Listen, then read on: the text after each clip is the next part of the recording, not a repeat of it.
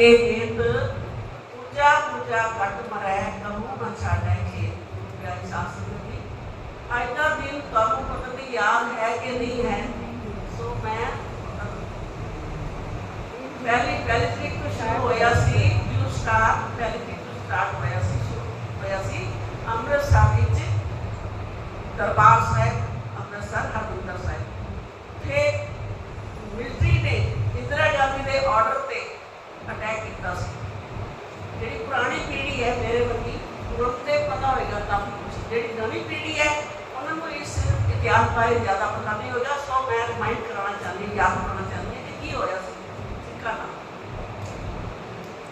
जो संत पिंडा वाले बहुत छाए हुए सन उस टाइम, बहुत अच्छे संत सन और बड़े बहादुर सिंह सन, और उन्होंने गुरुद्वारे वास्ते बहुत ही कुर्बानियां दी अपन बचाने लिए, कि बड़े मतलब सारी फौज तैयार कर ली।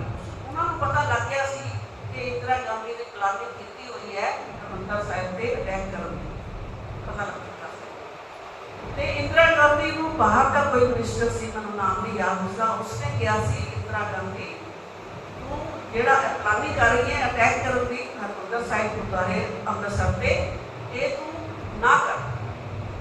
लेकिन ये मनी नहीं इंदिरा गांधी, इसने फिर भी अटैक करा दिया 1 जून 1984। मिलिट्री सारी जितनी इंडियन मिलिट्री आर्मी और टैंकर तोपा बंदूक गोलियां सब कुछ लैके अंदर एंटर करके जुतियां समेत बूटे बूट पा के सारे अंदर आ गए। उस दिन केड़ा दिन सी? गुरु अर्जन साहब जी का शहीदी दिन सी उस दिन। बड़िया संगत आई हुई सन उस दिन गुरुद्वारे के अंदर, बड़ा टाइम देख के उन्होंने अटैक किया भी संगत ज़्यादा होगी तो ज़्यादा मरण कैसे, तो उन्होंने मारना शुरू कर दिया गोलियां ना। तो जेडे टैंकर से अंदर आ गए, तो एक टैंकर ऐसा सी जेड़ा कि अंदर आया, तो जिथे बाबा दीप सिंह जी का बाबा जी का स्थान है उत्थे वो जेड़ा टैंकर सी अगे नहीं आ सकिया। देखो उन्होंने शहीदा की बाबा दीप सिंह जी की शहीदा की इतनी शक्ति सी उस खड़े के अंदर कि वो टैंकर उन्होंने रोक दिता, अंदर नहीं आने दिता।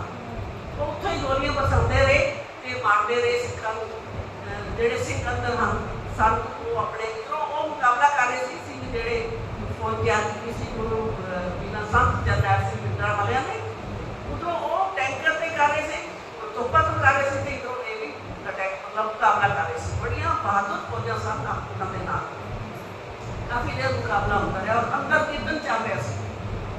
ते रागी सिंह उस टाइम निर्मल सिंह जी खालसा कीर्तन कर रहे सन। मैं इन्होंने इंटरव्यू सुना सी एक बार फोन के टीवी और उन्होंने काफ़ी डायरी बनाई सी जिस सारा हाल उन्होंने अखा देखा हाल देखा सी डायरी वो कीर्तन कर रहे थे।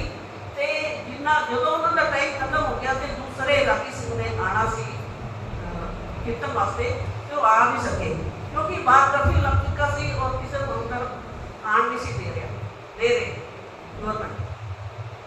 तो दूसरे रागी आए नहीं, तो जब बिना निर्मल सिंह जी कीर्तन करते रहे तो थक गए, काफ़ी देर करते रहे कीर्तन। तो फिर उन्होंने बाथरूम जाने की लड़ पई, तो उन्होंने किसी होर सिंह को बुलाया कि तुम मेरी जगह से कीर्तन करो, मैं बाथरूम जाना जरूरी है। तो उन्होंने बिठा के तो चले गए, हौली हौली छिप छिपा के इधरों घंटा घर वाले पासों चले गए। जो इन्होंने अपनी डायरी लिखा ना वही दस रही चले गए। तो जो गोलियां चल रही सन, तो जोड़ा कीर्तन कर रहा सी उस टाइम उसको गोली लगी, तो वो उत्थे शहीद हो गए। वो भी कई लगी, छोटे छोटे बच्चों को 2 साल 4 साल 1 साल 6 महीने के बच्चों को उन्होंने इस तरह 2 लत्ता जो फड़ के चीज दिता, 2 टुकड़े कर दिते। इतना जुल्म किया आर्मी ने इंदिरा गांधी के ऑर्डर से। वो जुल्म जोड़ा है सानू भुल नहीं सकता और ना ही सानू भुलाना चाहिए। बड़ा दुखद वरतांत है ये सारा कल्लू डारा होया जोड़ा बहुत दुखद है, तो सानू याद रखना चाहिए कि सिखां नाल कितना मतलब जुल्म किया गया उस टाइम। तो काफ़ी देर गोलियां चलती रही, तो लाशा जड़ियाँ सन भरी हुई वो उन्होंने सरोवर भी सुटनिया सुखनी शुरू कर दी, शोर बिल्कुल लाल सुरख हो गया खून के नाल। इतना भयानक सीन सी कि जो देखते सन ना, इन्होंने देखा उन्होंने को पूछो उन्होंने की हाल है, परिवार के परिवार खत्म हो गए, छोटे छोटे बच्चे खत्म हो गए, शहीद हो गए, सिर्फ गुरुद्वारे की राखी वास्ते उन्होंने अपनी जाना मार दी सारे।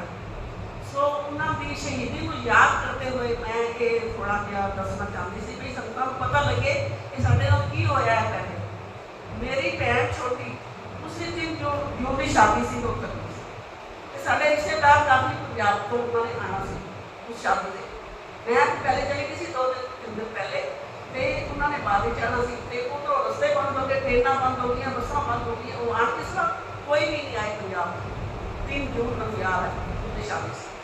सो इस तरह मतलब औखा टाइम असीं देखा है, सुनिया है, जो होया मैनूं याद है सब कुछ। और निर्मल सिंह जी जिहड़े रागी साहब, उन्होंने एक डायरी वो गुरुद्वारे के नेड़े किसी के घर छिपके जाके, तो उधर ऊपर वाली मंजिल से चढ़ के उतो सारा नज़ारा देखते रहे हरमंदिर साहब की हो रहा। एक डायरी रखी उन्होंने, तो उसके ऊपर सारा इतिहास लिखते रहे, नोट करते रहे की हो रहा। तो वो जी डायरी सी वो जो इंटरव्यू लिया गया उन्होंने उस टाइम बाद जो हालात ठीक हो गए, तो उन्होंने वो डायरी सारी पढ़ के सुनाई थी। तो मैं ये हाल लिखा है, जो इतने बीती है वो सारा इधर लिखा है उन्होंने दसा। सो वो आते चले गए हम इस दुनिया को, लेकिन वो ज़्यादा छोड़ गए हम संगतां वास्ते, सिखां वास्ते, गुरुद्वारियां की कुर्बानी वास्ते। उन्होंने देखो कितना औखा टाइम देखा है, तो सानू याद करना चाहिए है। और संत भिंडरांवाले जिहड़े सन वो बहुत ही अच्छे इंसान सन, बड़े प्रमुख बंदे और बड़े दलेर बंदे, बहादुर बंदे सन। आतंकवादी नहीं सी हो, लोग कहते हैं कि आतंकवादी सी, लेकिन आतंकवादी हो नहीं सन। वो सिर्फ जुल्म का मुकाबला कर रहे थे और करना भी चाहिए, जुल्म को सहना भी चाहिए, उसका मुकाबला डट के उन्होंने किया। जी उन्होंने खोज पढ़ाई वो डट के उन्होंने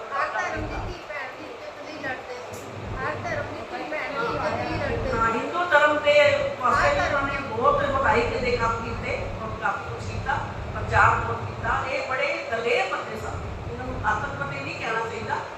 फिर की होया कि जो ये पहले बाकी फौजा लगे इन्हों दी काफ़ी शहीद हो गए।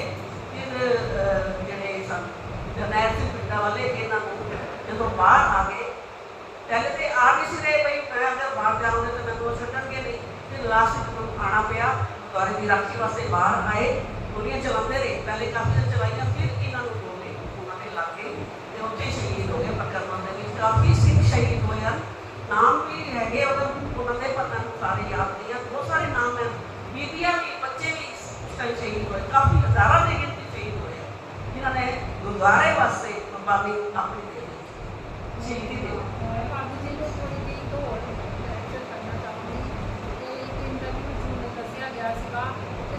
छोटी उम्र का जरा शहीद है और 18 दिन का बच्चा सीगा जिन्होंने वो माँ पे मत्था टिकाने वास्ते लैके उन्होंने नाल 18 दिन का बच्चा जरा शहीद होया।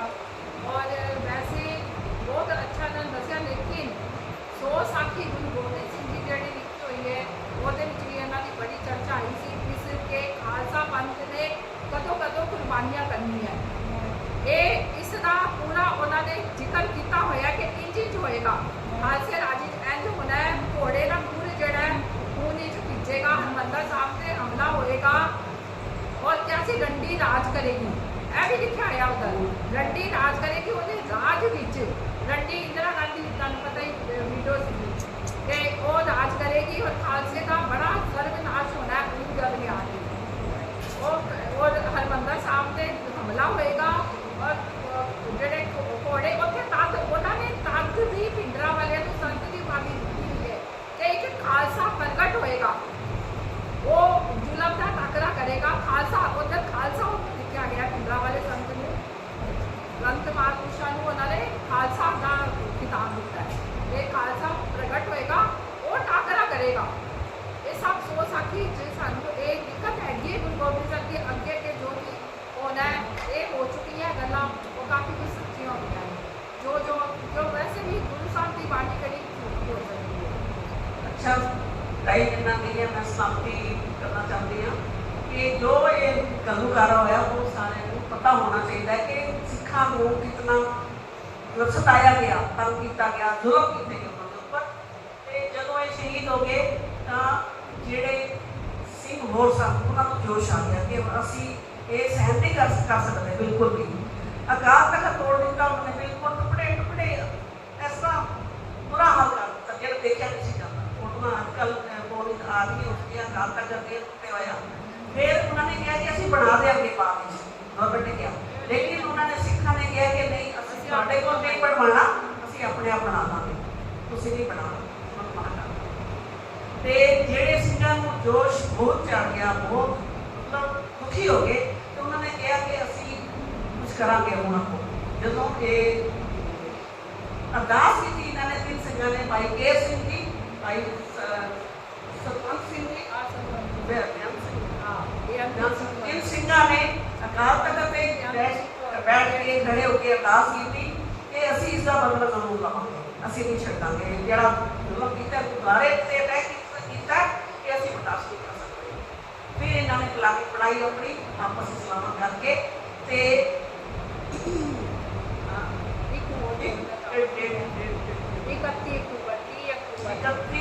ਅਕਤੂਬਰ ਨੂੰ ਇੰਦਰਾ ਗਾਂਧੀ ਨੂੰ ਗੋਲੀਆਂ ਮਾਰੀਆਂ ਗਈਆਂ ਸੀ। ਹਾਂਜੀ 84 30 ਅਕਤੂਬਰ 1984 ਨੂੰ ਇੰਦਰਾ ਗਾਂਧੀ ਨੂੰ ਤਿੰਨਾਂ ਜਿਹੜੇ ਬੋਡੀਗਾਰਡ ਸੀ ਇੰਦਰਾ ਗਾਂਧੀ ਦੇ, ਇਹਨਾਂ ਨੇ ਗੋਲੀਆਂ ਨਾਲ ਛੱਲੀ ਕਰਕੇ ਮਾਰ ਦਿੱਤਾ ਸੀਗਾ।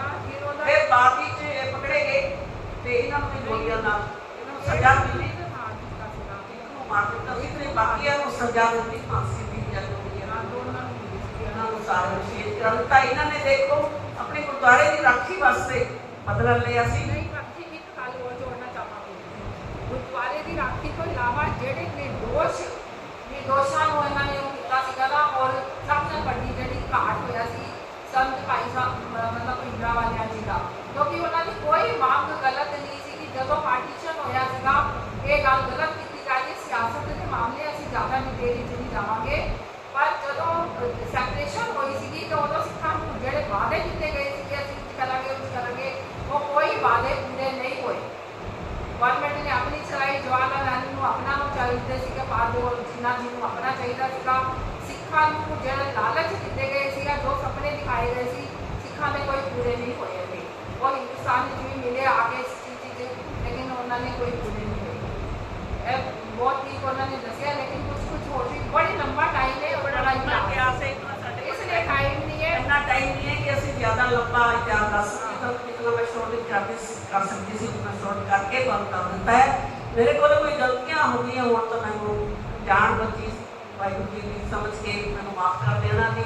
ਸਾਰਿਆਂ ਦਾ ਧੰਨਵਾਦ। ਤਖਤ ਸ੍ਰੀ ਗੁਰੂ ਗ੍ਰੰਥ ਸਾਹਿਬ ਜੀ ਦਾ ਤੇ ਸਾਡੇ ਸੰਤਾਂ ਦਾ ਬਹੁਤ ਧੰਨਵਾਦ ਜਿਨ੍ਹਾਂ ਨੇ ਮੈਨੂੰ ਸੁਣਨ ਵਾਸਤੇ ਆਪਣਾ ਟਾਈਮ ਕੱਢਿਆ। ਵਾਹਿਗੁਰੂ ਜੀ ਕਾ ਖਾਲਸਾ, ਵਾਹਿਗੁਰੂ ਜੀ ਕੀ ਫਤਿਹ।